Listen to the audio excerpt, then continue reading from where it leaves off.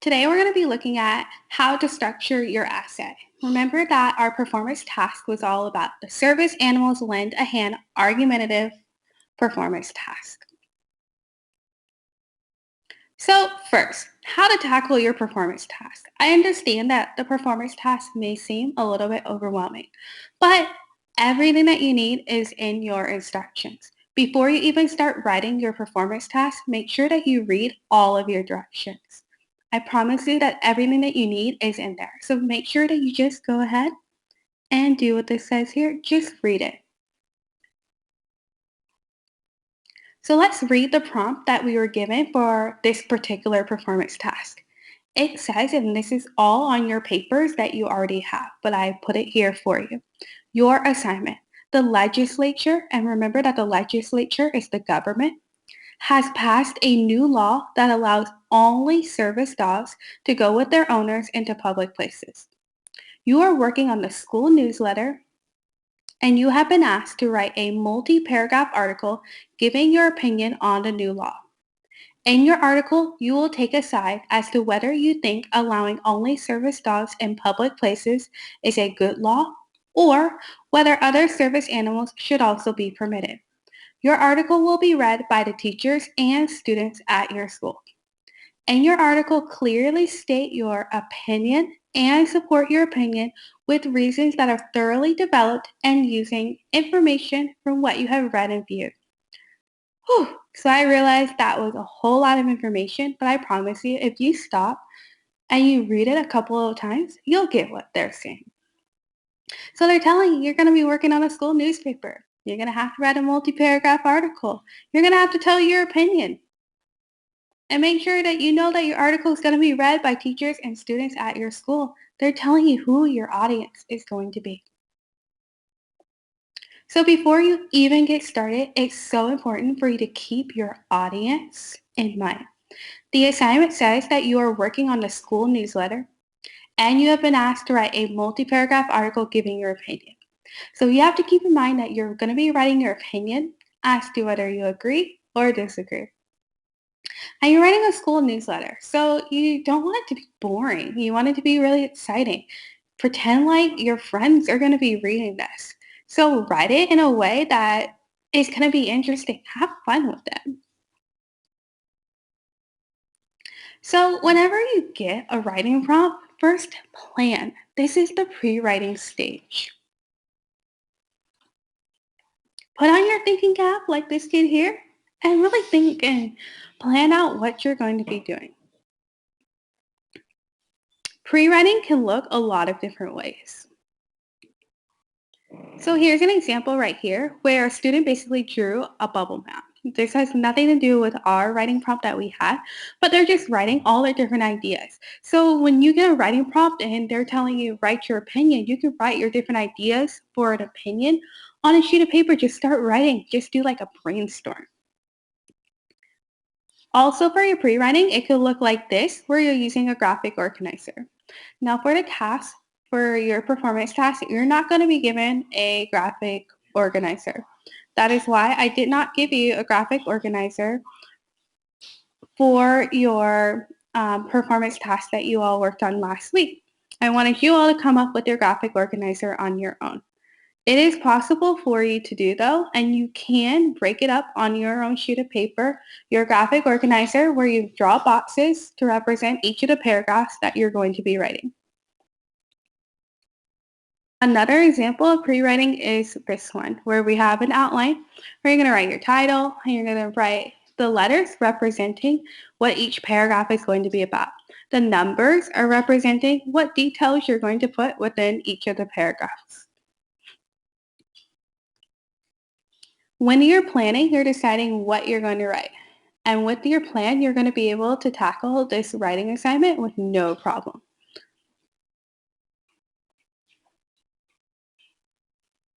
So let's practice planning. In any writing assignment, you should always begin with an introduction. The introduction is your beginning. It's where you're starting. You're introducing the readers to what you're going to be writing. So, what should you include in your introduction? The first thing you should always have is a hook. You're grabbing the reader's attention.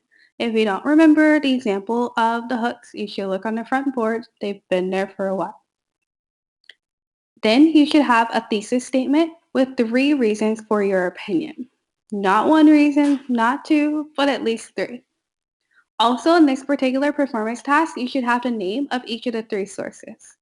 But whenever you're writing any kind of introduction, you should always name the sources. So if you remember for our ants and bees essay, we wrote the names of the articles and also the authors. Additionally, for this particular performance task, you should really explain the new law. Not all of the readers of the article are going to know what the new law is. So if you provide all this information, you're writing a more complete article. So now let's look at an example of an exemplary introduction. Do you agree with the new law for service animals or disagree? I disagree with the new laws because many people may use different service animals for different things. Many kinds of service animals have different talents. Some kinds of service animals have done different training. Also, different service animals can be used for different things. I read 2 articles called Animals Helping People and Service Animal Laws. I also watched a video called Monkey College. So the first thing that we have to note is that this scholar included a thesis statement. Their thesis statement is that they disagree with the new laws because people may use different service animals for different things. So they're telling us clearly what their opinion is. So you have to check your essay that you wrote and make sure that you have clearly identified your opinion, which is going to be your thesis for this particular article. Next, you have to make sure that you have 3 different reasons. So here I've highlighted the different reasons that the scholar wrote. You don't have to be boring and say my first reason is, my second reason is, my third reason is. You can just go ahead and tell the different reasons.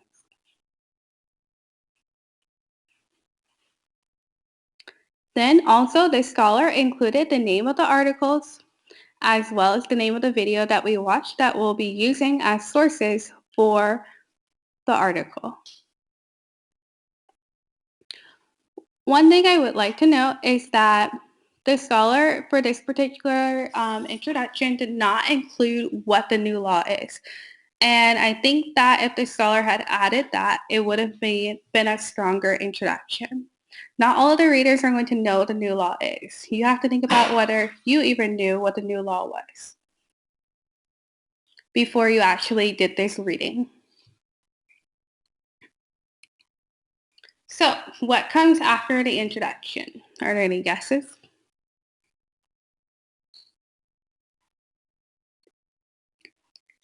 After the introduction is the first body paragraph. The first body paragraph should be a CER paragraph all about your first reason. Let's look at an example. So body paragraph 1, all about your first reason. And here we have the CER color code. Remember that claim is blue, evidence is red, and reasoning is green. First, different service animals have different talents. In Animals Helping People, it says, when people need extra care, special animals are there to help. In the video called Monkey College, I saw that monkeys learn to open containers which no other animals can. In Animals Helping People, it says, swimming with dolphins helps children relax. Different animals can help people in different ways. So note that this scholar has a claim. Their claim for this paragraph is that different service animals have different talents. Then they went and they looked at not just 1, but 2 sources. They included an article, Animals Helping People, as well as Monkey College, and they're providing evidence to support their claim. Lastly, they have included reasoning. This scholar did not include a lot of reasoning, and I do believe that they could have put more reasoning. Reasoning is simply restating your evidence in your own words. So you copy the words from the video or perhaps from the article, but now you're going to put it in your own words to show the reader that you really understand what you're talking about. So After we've written our first body paragraph, what do you think the second body paragraph is going to be about? If you guessed reason number 2, you are correct. So you have to go back to your introduction and remind yourself of what your second reason is. Then you're going to write a CER paragraph again, but this time all about reason number 2.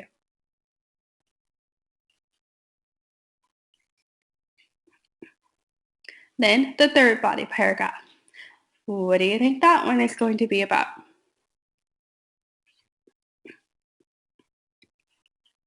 The third body paragraph should be all about reason number 3.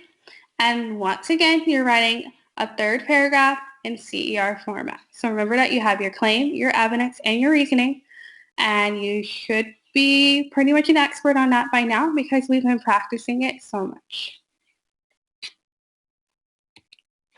So your last paragraph in any writing is called a what? What is the last paragraph in any essay called? If you guessed conclusion, you are correct. Think of your conclusion as putting a nice, fabulous bow on a fabulous package. So here's your package. You wrapped it up with the bow. Your essay, you've written it, and you've written your introduction, you've given your reasons, and now you have to wrap everything up. That is what your conclusion is. So here's an example of an exemplary conclusion.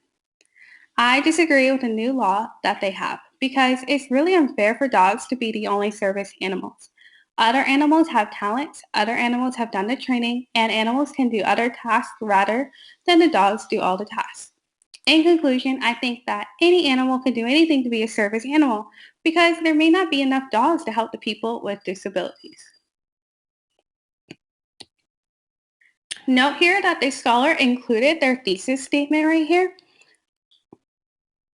with all of their reasons that they talked about. So you must make sure that you have restated your thesis along with your reasons in your conclusion. So you're going to say whether you disagree or agree, and you're also going to restate your reasons in your conclusion.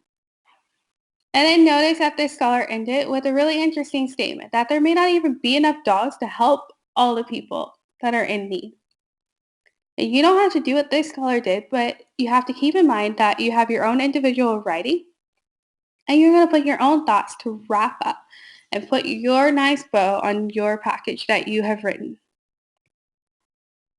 So now at this time, you're going to do some editing and revision on your performance task that you turned in. Keep in mind a few of these things. First, you don't need to label each paragraph.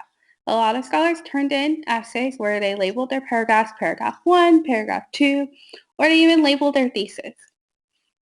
I don't need for you to label everything. In an essay, you don't label like that. We know that you have a new paragraph when you indent.